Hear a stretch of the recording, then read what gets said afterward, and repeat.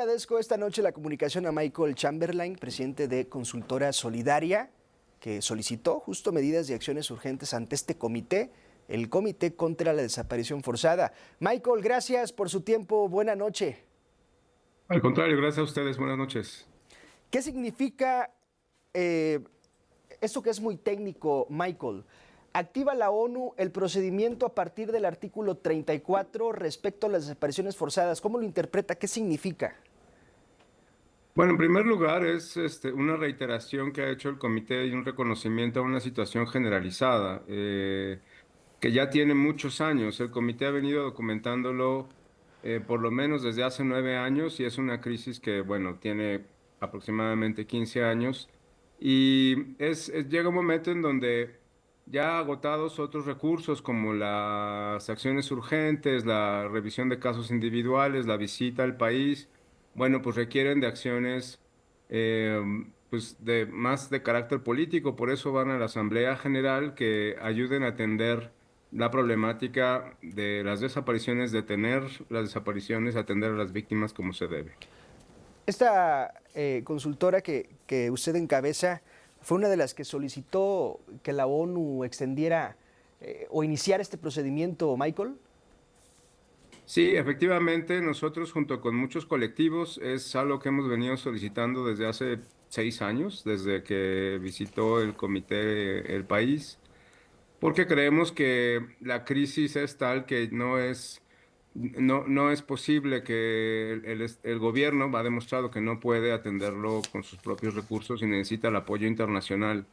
Entonces, esto es una oportunidad justo para que el gobierno mexicano pueda colaborar con Naciones Unidas, y atender de fondo la problemática que causa las desapariciones, ¿no? Ahora, el gobierno pasado, Michael, fue de oídos sordos, es decir, fueran asesores, fuera oposición, fueran colectivos, fueran organizaciones internacionales, no le entraba al presidente la idea de aceptar una crisis de desaparición forzada. ¿Ve usted una voluntad distinta en esta administración federal para colaborar y en conjunto con organizaciones internacionales, pues entrarle al tema que nadie le ha querido entrar? Yo creo que es una oportunidad y sí hay que insistir que no solamente el gobierno pasado, digamos, la negación de esta problemática viene desde que empezó con el gobierno de Calderón, no quiso atenderlo tampoco, Peña Nieto lo quiso atender en su dimensión, no lo quisieron atender tampoco en el gobierno anterior con Andrés Manuel López Obrador, y parece que la inercia es la misma. Uno pues atiende las propuestas que hace la presidenta para atender la problemática y claramente no es suficiente, no está a la altura de la problemática que vivimos en el país, no está a la altura de las recomendaciones que han hecho los organismos internacionales, y también eso ha abonado a que el comité pues termine solicitando a la Asamblea General, como lo va a hacer en un momento dado, que intervenga en este tema. La preocupación es por las víctimas, la preocupación es por el sufrimiento que sigue ocurriendo en el país, que sigue reproduciendo personas desaparecidas y familias destrozadas, y violencia. Entonces eso se tiene que detener. Y nosotros esperamos que con este llamado cambie el rumbo el actual gobierno y responda realmente desde una perspectiva de Estado. ¿Cuál sería el siguiente paso de la ONU? Es decir, solicitará información al gobierno mexicano. ¿Qué sigue? Es decir, quisiera saber cuáles son las acciones, porque, por ejemplo, una Comisión Nacional de los Derechos Humanos emite una recomendación. ¿Qué emite la ONU? ¿Qué tendría que emitir? ¿Cómo colaboraría? Bueno, hay que decir que es la primera vez que el comité aplica el artículo 34. Entonces, digamos que ellos mismos están viendo qué implica, ¿no? Lo que dice el artículo 34 es que si el comité conoce de una situación generalizada o sistemática con carácter de urgente, acudirá a la Asamblea General por medio del secretario general. Apenas es una puerta de entrada para decir, aquí hay un problema. A partir de eso, lo que tenemos que discutir, Naciones Unidas, gobierno mexicano, sociedad civil, colectivos incluidos, es qué necesitamos crear para atender las recomendaciones del comité y para atender las causas. de las desapariciones en México. Y eso probablemente va a tener que traducirse primero en un diagnóstico. Sí. Nosotros estamos pensando en una especie de comité de esclarecimiento, un órgano internacional independiente con credibilidad que nos permita entender y tener un diagnóstico compartido de por qué hay desapariciones y qué es lo que hay que hacer. Me parece que tendría que ser ese el primer paso natural en este diálogo con Naciones Unidas. Estoy platicando con Michael Chamberlain. Michael, dice la ONU que en México las desapariciones son sistemáticas o generalizadas. ¿Apoya usted la afirmación? Definitivamente, ha habido muchos informes y al respecto, tanto del contexto generalizado como sistemático. Incluso ha habido informes que han ido a la Corte Penal Internacional demostrando los patrones que existen en las desapariciones que lo hacen sistemático.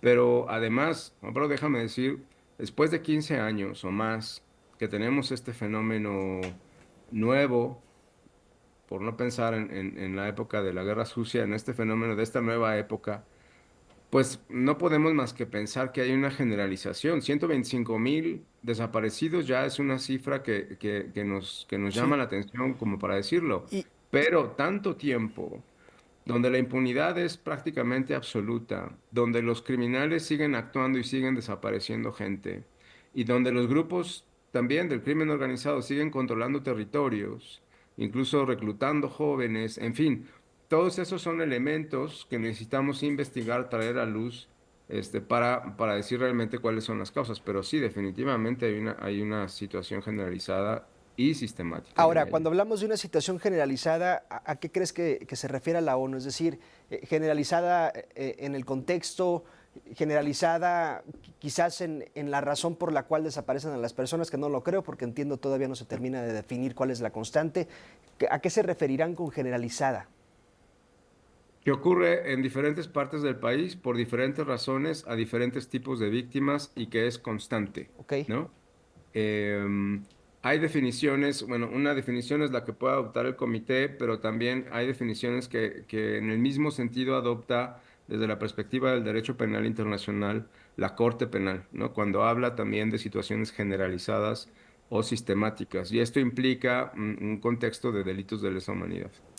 Michael, ¿es esta la peor crisis de desaparición forzada en la historia de México? Entiendo y comprendo, este no es un asunto, bien dices, ni de ayer ni del gobierno anterior, es un asunto de principios del milenio quizás, cuando nos empezamos a enterar, porque antes ni siquiera no sabíamos, no se contabilizaban los desaparecidos, pero ¿será este el peor momento?